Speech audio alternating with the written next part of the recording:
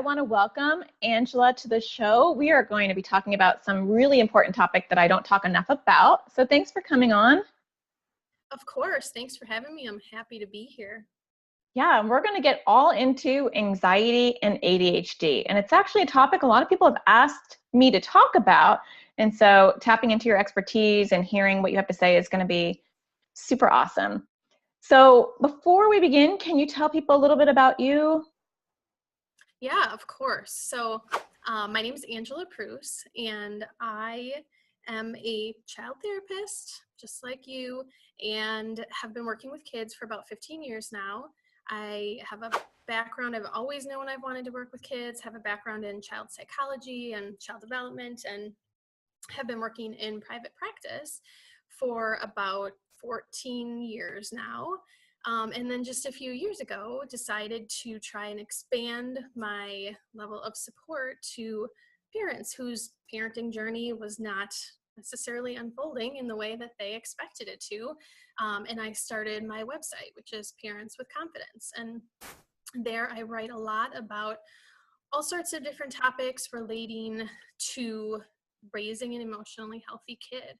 So I write a lot about emotional intelligence, helping kids to identify their emotions, learn to find good ways to handle and cope with their emotions, positive discipline, how parents can handle big behaviors in a way that won't leave, emotional scarring behind.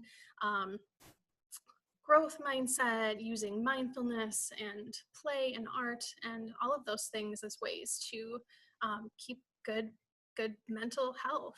So I support parents through there. And then I also started a little side page on Facebook called Children's Mental Health Rocks, because I also write on Parents with Confidence about children's mental health, and it's really an area that is always on my heart, almost literally on my brain and heart, because, similar to you, I've had the experience that I've been doing this in my career for as long as I can remember, and then also my life imitated my career, and I have 3 awesome kids now, and 2 of whom have this overlapping set of challenges and awesomeness that is ADHD and anxiety.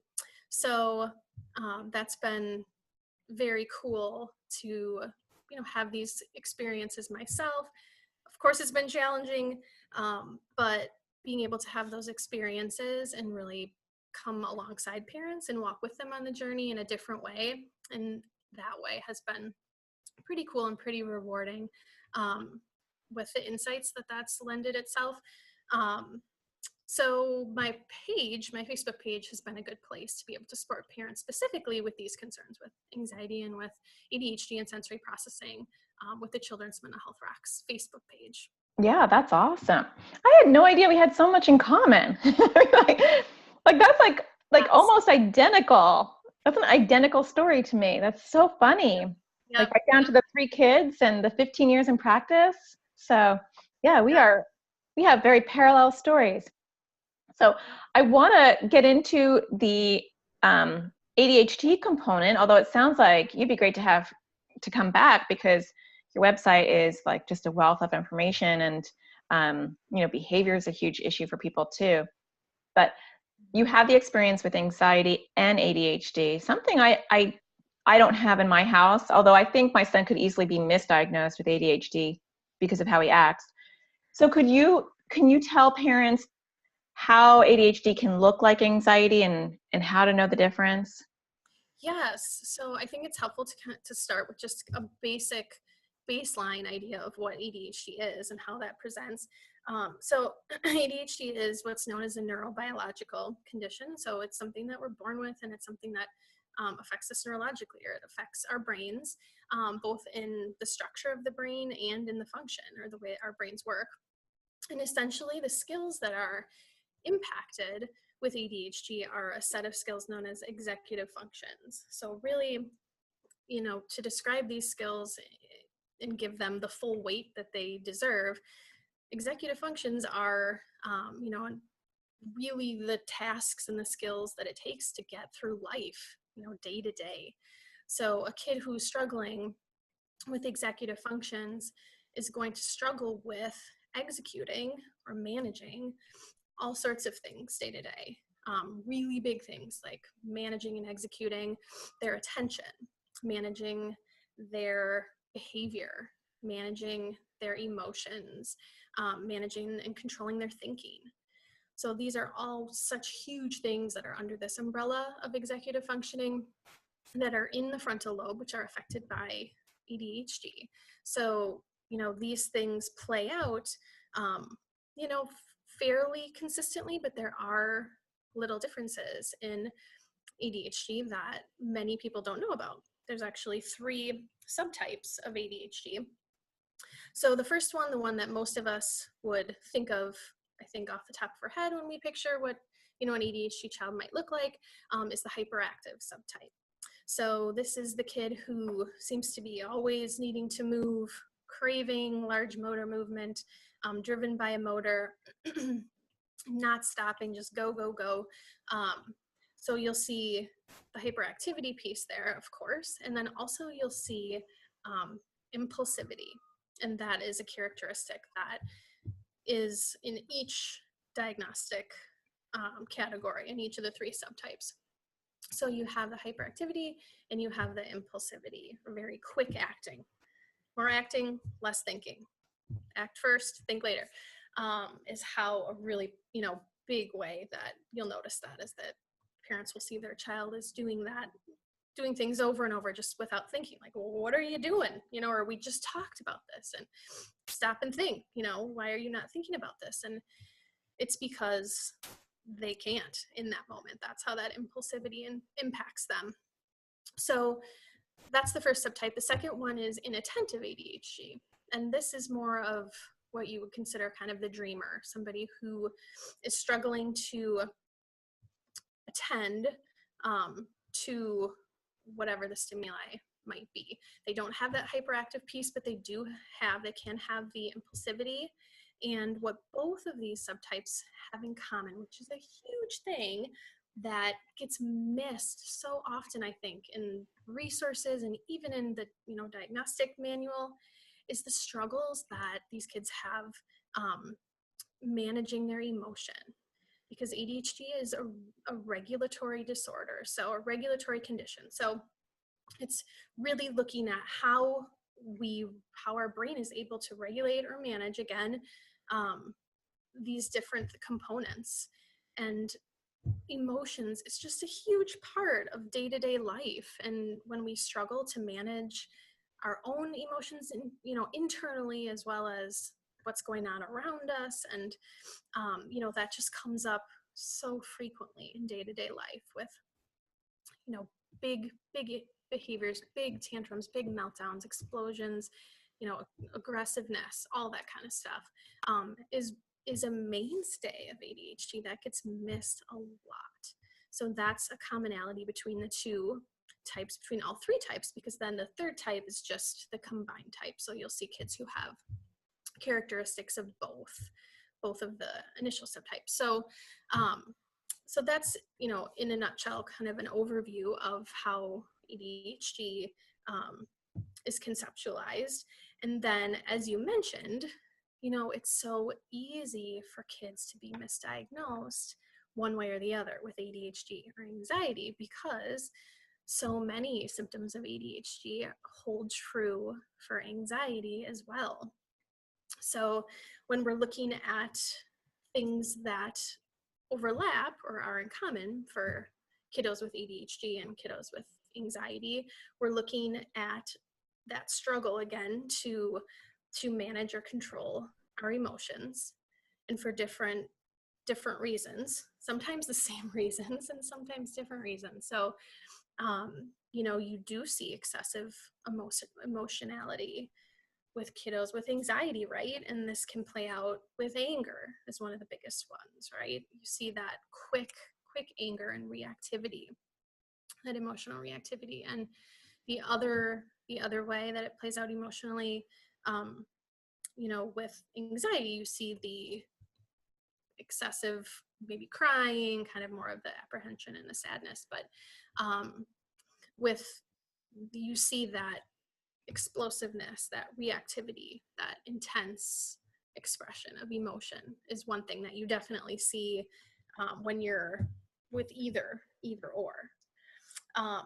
Another thing would be, being able to focus and being able to, attend to what you need to do, and things to, little small day-to-day tasks that you need to do to get to point A to point B, right? Because if you're stuck in an anxious brain, if your, emotion brain is kicked in and working too hard, that thinking brain, where again is where the executive functioning tasks are housed, is not going to be able to be fully accessible because we're anxious. So we're not going to be able to, always grab our backpack, remember, use, working memory to remember what we need to bring, and we didn't grab our notebook off the kitchen counter, and we need to put that in X, Y, and Z into our backpack. And those kinds of skills are going to suffer or be affected with anxiety as well, in addition to ADHD. So some of that executive functioning stuff definitely overlaps. And when you look at the emotionality and when you look at the difficulty with focus, it can be, and emotional reactivity due to being anxious and having your nervous system be like this, and then reacting to any kind of incoming stimuli can look a lot like impulsivity with ADHD. So those are some main areas where you really see overlap. Yeah, so I wonder how you differentiate, because I agree, they can look so similar, and you can have a child who is not being able to focus because they're sitting there in their brain worrying about all these thoughts. Is my mom going to come back and pick me up? And so that child can look like they're daydreaming or zoning off. Or I can forget my backpack because I'm so worried about throwing up at school that day. And so the outward behavior can look so similar. And I know for a lot of the kids I work with, and definitely my son, when he's anxious, he's dysregulated. So he looks impulsive, he looks aggressive, he looks out of control, he looks super hyper. So how can parents tell the difference, or how diagnostically, how can you rule one in or rule one out? Yeah, so this is a really tricky thing. I'm a trained clinician. I do this with parents and I've done it for years. And it's been hard sometimes to tell the difference of, the whole issue of kind of what comes first, the chicken or the egg. It's been hard to decipher that at times in one of my own children. And, it's so common. The statistics are around 50% of adults who have ADHD will have the coexisting diagnosis of anxiety. And with kiddos, it's a little bit less, I think 30 to 40%. But it's a lot, and I wouldn't be surprised if it's higher than that, just because the presentation of ADHD neurologically just lends itself to that excitability, and those, it works our emotion brain pretty hard. It kind of keeps that nervous system kicked into gear, so to speak. So it really does tend to go along with some anxiety symptoms. And I think paying attention to a few specific things and really trying to zero in on, okay, does this seem more along the lines of, is this something that's always there and always been there, whereas, we get that neurobiological component with ADHD, something that's pretty consistent throughout a child's life. There'll be little ups and downs and ebbs and flows in functioning, undoubtedly, but for the most part, those things are with that kiddo when they go to school, when they're with peers, when they're at home, and they're pretty consistent, throughout the development. And with anxiety, that will look a little bit different, right? So maybe these things they could have been always there to some degree, but maybe not. Often anxiety will pop up during a particular developmental phase, or with, when life intersects with, an environmental stressor, and you'll see an onset of symptoms that aren't familiar and that you haven't really been dealing with is a good indication. But also, I think in regards to emotion regulation, I think you'll see, in addition to anger and reactivity with anxiety, you also see more of, like we mentioned before, the excessive sadness and crying.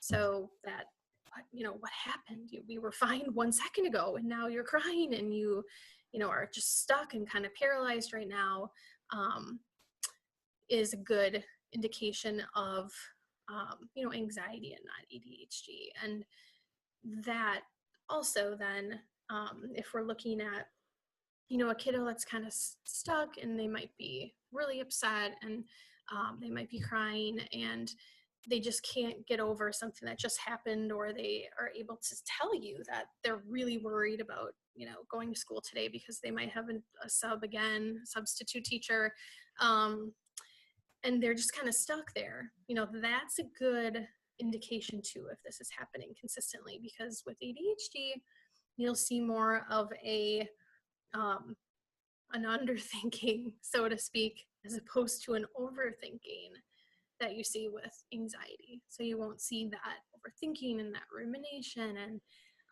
just really digging in and getting stuck on these thoughts. More so than not, it's just kind of in the moment and out of the moment with ADHD, which in that way can sometimes be a good thing, can be a good thing sometimes too, but you don't necessarily see that perseveration when it comes to the thoughts and the emotions. It's just kind of, oh, this is where we are, boom, and then we're moving on from that pretty quick. Yeah. Typically. Yeah. And that makes sense. And I Okay. think, definitely looking at situationally, like what's going on, because like you said, a child who has anxiety that's looking like ADHD, it's not going to look like that across the board in every environment, every situation. And I think that's a good way to differentiate is what's happening right now. Is it bedtime? Is it time to go to school? Is it time to do homework? Is that when you're seeing an amp up of those behaviors, or if it's across the board? And a lot of parents, and the ones that are probably going to be listening today, have both because they have kids with anxiety and ADHD. So I want to dive in to what you see as the biggest struggles and maybe some concrete ways that parents can help their kids when they have these dual diagnoses and they're dealing with a child who is getting stuck and perseverating and is really ruminating and getting anxious, but also has the ADHD component, which can be super tricky.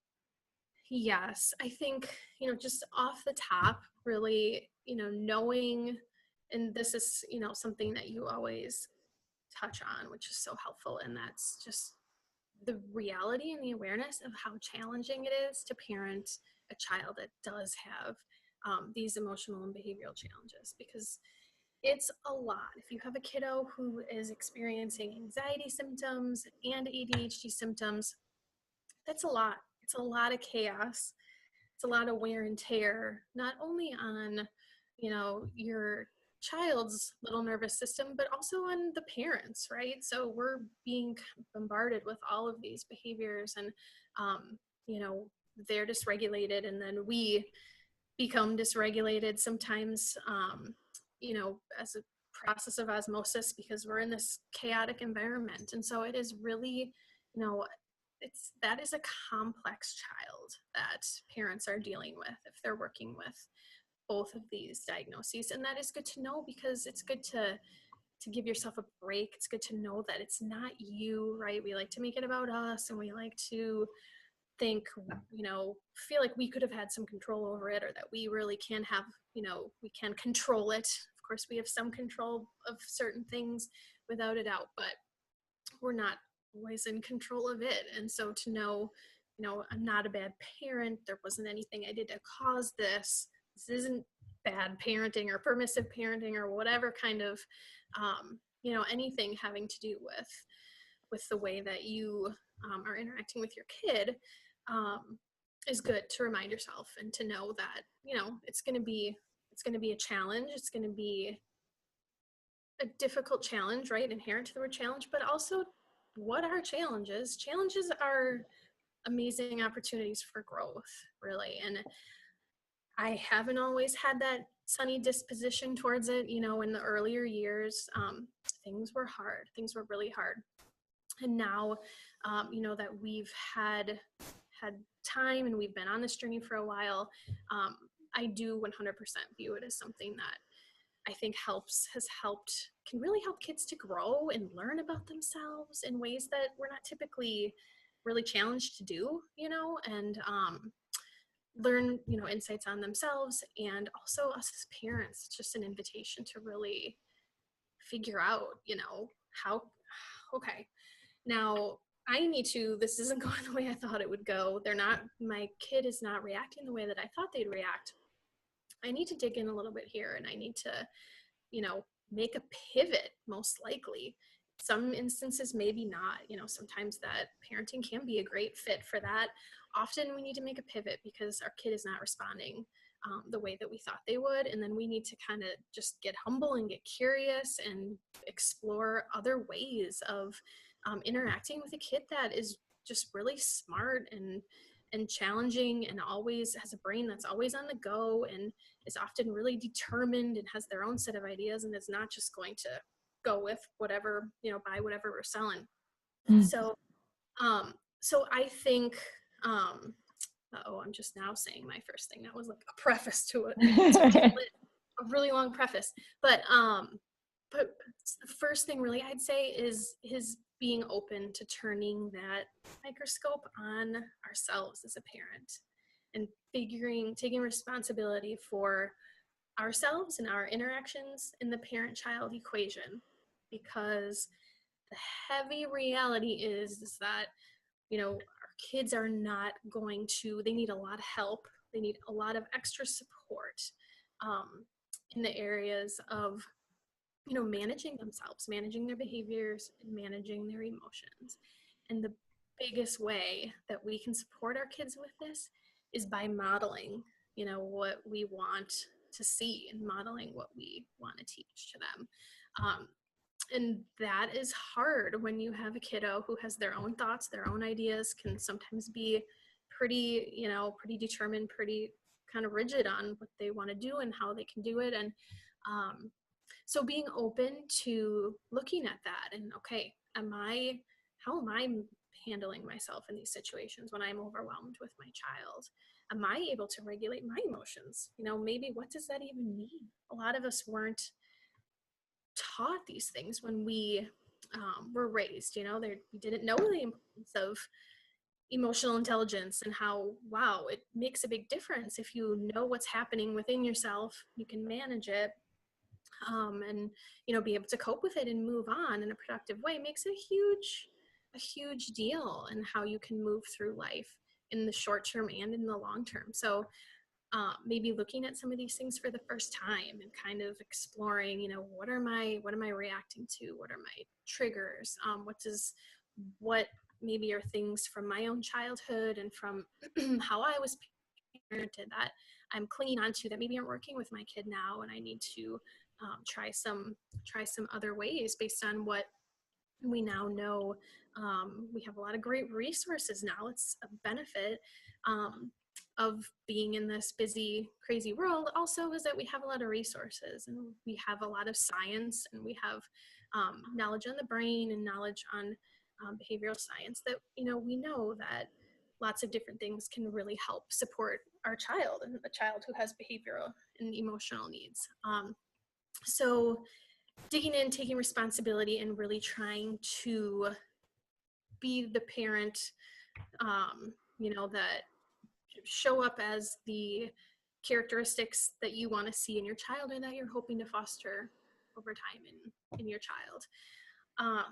So that's the first one.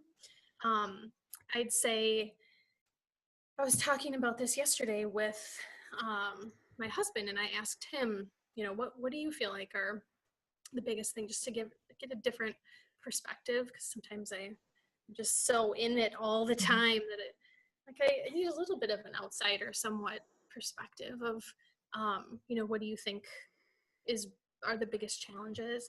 And he brought up something I thought was really interesting and so true, and that is the same challenges popping up day after day after day after day after day, and seemingly sometimes not seeing much progress with them, and sometimes seeing no progress for a period of time.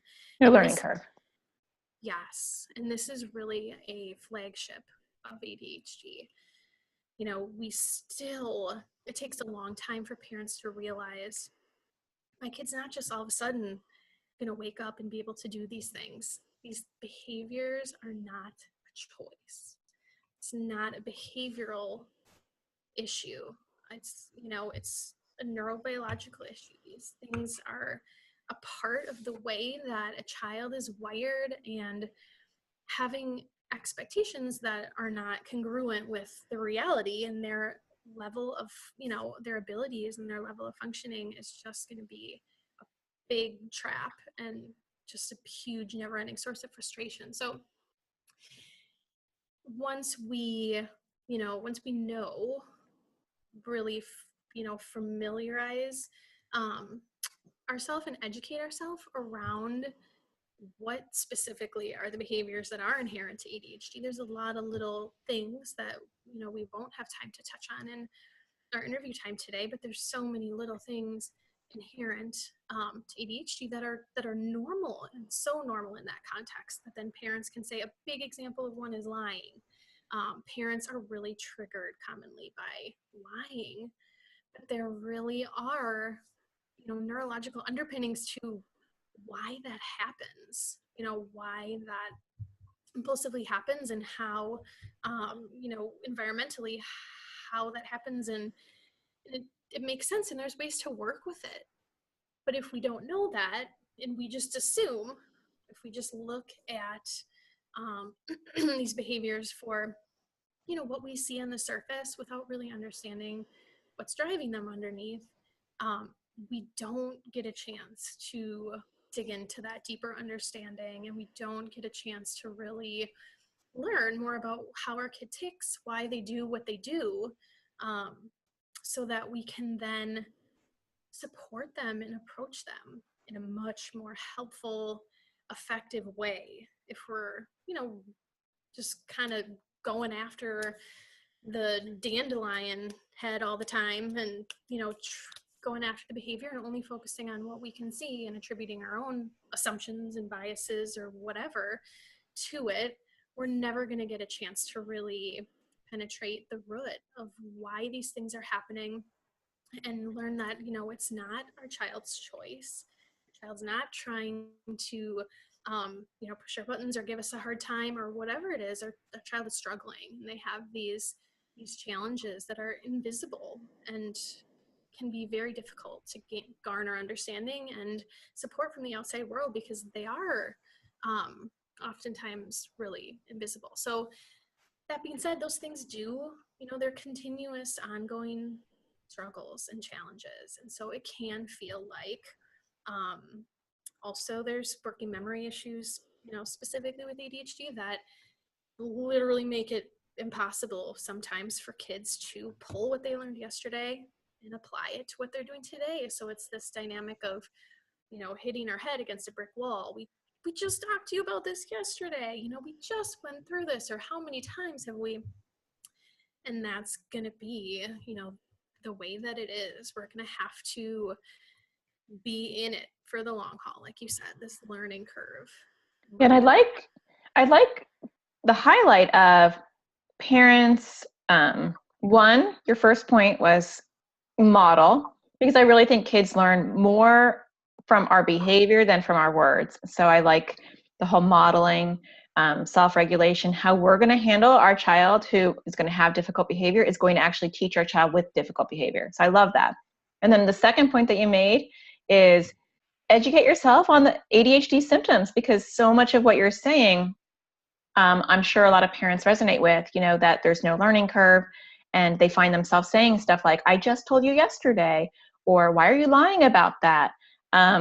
Or, calm down and just sit there. Can you just relax for a second?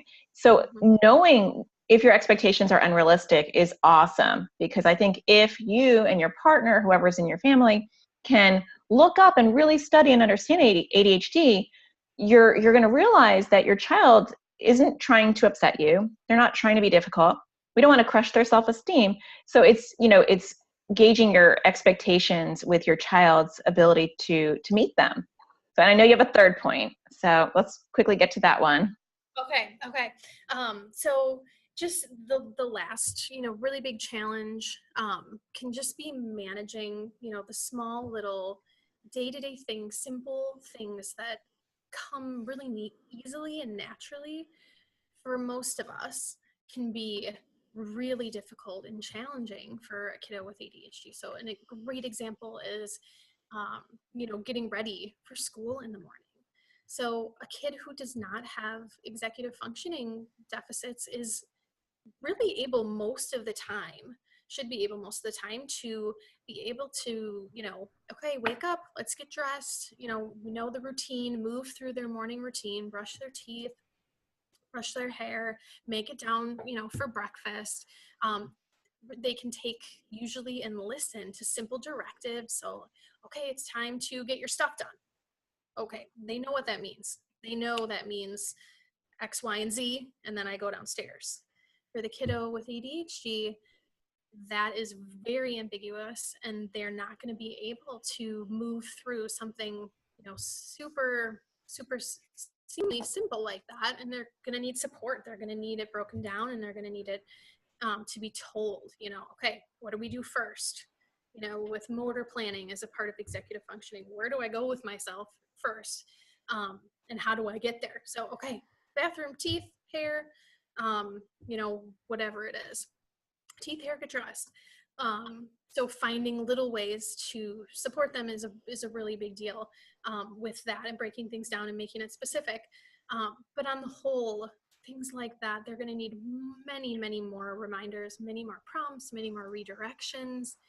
And this is hard because it's daily, it's a taxing thing, to have to feel like you're asking the same thing over and over and over again. And the things seem very easy, and this trips up a lot of parents. And looking at a child who is neurotypical, it's amazing to see the difference of how they can just move through life. They can just move through that morning routine with no stress at all. And then a kiddo who has challenges, really just needs support, and they need help scaffolding those skills, and they need their hand help literally sometimes to get into routines and to do some of those easy things. So, another example is cleaning my room. My kid won't clean his room. That's a big deal. That's really overwhelming to somebody who struggles with executive functioning. There's a lot of planning and organizational skills that go into that. So these things that parents see as, this should be easy, right? This should be easy. This is simple. This isn't too much. I'm just asking you to go clean your room. I'm just asking you to get ready for school, put your stuff in your backpack, get out to the car. Come on, you can do this. That's not the reality. Some days they will be able to do it. Some days, many days, they'll need support, and that is okay. That does not mean that we're we're over functioning for them, and we're going to be making it hard for them to learn these skills for themselves. Not at all. This is where we need to look at what's going on right now, right? We need to be in the moment with our kid, and we need to meet them where they're at, not where we're not looking at the top of the dandelion, we're looking underneath at the root, and we know that they will have these challenges with things that we can't really understand, and they kind of make us, scratch our head. And how can that be hard? And that's where this always goes back to, kids always want to do well. They're going to do the best that they can. And if they're struggling, it's our job to figure out why that is, what's going on under the surface, and how can we help support them. And that is only going to help them help model those skills, help their brain learn how to embody, internalize these skills, help them to see, okay, I'm going to put my stuff in my backpack like that, and they can still do it. We're just maybe giving them verbal prompts or, whatever support that they might need. But little things that we just chalk up to, you're choosing not to do this, you're lazy, this is simple. I challenge parents to look deeper and really try to think the best of their child, and assume that their child's always trying their best, and figure out, how they can help them meet those challenges that just come with little small things with day-to-day activities. Yeah, and I love that, because I think if we look at our kids are trying their best, and we don't kind of just see it as oppositional behavior, or they're just trying to be difficult, or they just don't want to do it, and we give them the benefit of the doubt, especially with the diagnosis like ADHD and struggling with executive functioning. And then I always try to look at it, whether it's anxiety or ADHD, and I can only do this maybe 30% of the time, but that's still very good. That like our job is to be their life teacher. And so if I have a child who has executive functioning issues, I'm going to teach them how to organize themselves. I'm going to walk them through it. Like you said, scaffolding, and eventually that they will be able to do those things for themselves. But when they're little, they're not going to even know how to do that. So I think sometimes if you shift your perspective and you say, I'm their life coach, and I have to coach them on how to help them with their executive functioning and organize themselves. If they have to clean their room, I'm going to compartmentalize it and say, see that one corner, do that corner first. And I'm going to have to sit there and I'm going to have to monitor it in a supportive, loving sort of way.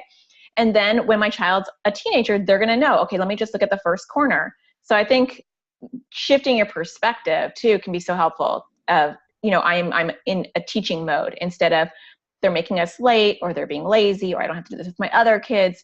Those mindsets are just going to hold you back, make you resentful, make you frustrated, and you're not going to be in the right mind to help your kids. So I like what you're saying. Dandelion, grow the dandelion. Don't crush it. Yes. Yeah. Yep. So where can people find you? I know you mentioned it in the beginning, but let's just make sure that that's clear, because it sounds like you've got tons of good stuff on your website and on your Facebook page. Yeah. So they can find me at, my website is Parents with Confidence.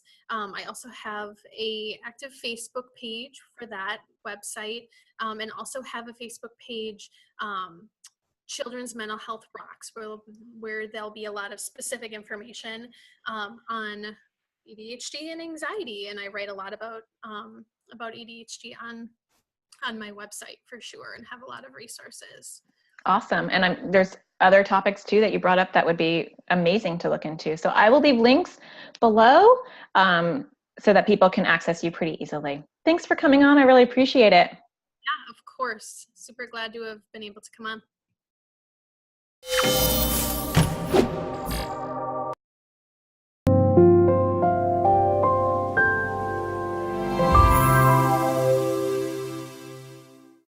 When I first discovered Natasha, I was in a desperate place with my son, and his anxiety was getting worse, and we had tried counseling and it was not going well. We were told at that point, we can't help your son. Early intervention is great. He's too young. Parenting a child with anxiety is not easy, and sometimes it feels hopeless. First time we took her to a therapist, who then dismissed her after about a year and a half, putting it down to bad parenting. But what if it didn't have to be that way? What if you could join a community with parents in the same boat, with kids with similar struggles and issues? What if you could have access to resources that will help you with behavior and sleep and avoidance and opposition and fears? What if you can have somebody walk with you on your journey? Someone with clinical expertise and parental knowledge. Hi, my name is Natasha Daniels, and I'm a child therapist and a mom to 3 kids. And I've dedicated my life and my career to helping kids with anxiety and OCD, including my own. And now I want to help you too. I have created the AT Parenting community to do just that. When you join as a member of the community, not only will you get access to resources that will help you with your child's struggles and help your family reduce the chaos in their home, you're going to be joining a community of parents just like you, with knowledge, love, and support to give. You will get access to online classes that will help your child and your child's struggles. You'll also get bonus videos and podcast material made just for members. And I've got your kids covered too. You'll have access to a library full of worksheets and videos specially designed for your kids by myself and other therapists. But that's not the best part. You're going to be getting direct attention from me, and I will be giving you support in many different ways. I'll be doing Facebook Lives every single week in our private Facebook group, where members can go to talk and get support. I'll also be doing office hours in our private Facebook group. So once a week, you can ask me whatever you want. I'll be available for an hour to answer your direct questions. But if you need a little bit more support, I've got you covered too, because I will be doing coaching calls for those that need it twice a month. And for those that need even more support, I'll be doing once a month support group calls. And I'll be doing a member spotlight call. So I'll be picking one member every month, and I'll be walking them through the process of helping their children. You'll have access to the replay and to that phone call as well. Raising a child with anxiety or OCD is hard, but together we can get through it. Natasha gave us practical tools. She wasn't like the books that we had read. If you have a child with anxiety or OCD, she is your go-to woman. Natasha had practical real-life advice that we started implementing the day that we listened to them. In a desperate time in my journey with my son, she has been a lifesaver. Her resources have given me hope, they've given me tools and support, and they're some of the best resources you can find out there for anxiety and OCD.